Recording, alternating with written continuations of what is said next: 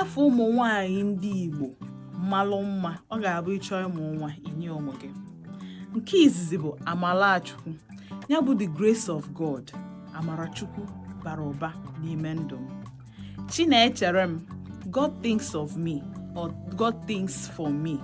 Ha ncha bụ ofu ihe, o mean na Uchechukwu nọ ebe ị nọ. Ị ga-eji nkwa Uchechukwu wee nọchie Chinechere m. Ha ncha bụ gịnị? Na Chukwu na-eche elu gị. Chinemelụ m, ọ pụtalụ na ife niile na-aga alụ m bụ Chinemelụ m ya. God does them for me. Anyị nkwa ka o si sọ Chukwu, ya bụ otu o si masị Chukwu ka o si wee meelụ gị, the way it befits the Lord n'oyibo. Chikaima, ọ pụtalụ na ya amaghọ chi ọzọ na-abụrụ chi anyị na-efe, the only God we know. Chinenye, o minuru na Chineke na-enye m na mmajiri kwuru mmajiri dịka otu o si wee dị na ọ na-enye m ya. Chidalụ, o minu thanks be to God. Otuto dịrị Chineke, ọ ya bụ Chidalụ.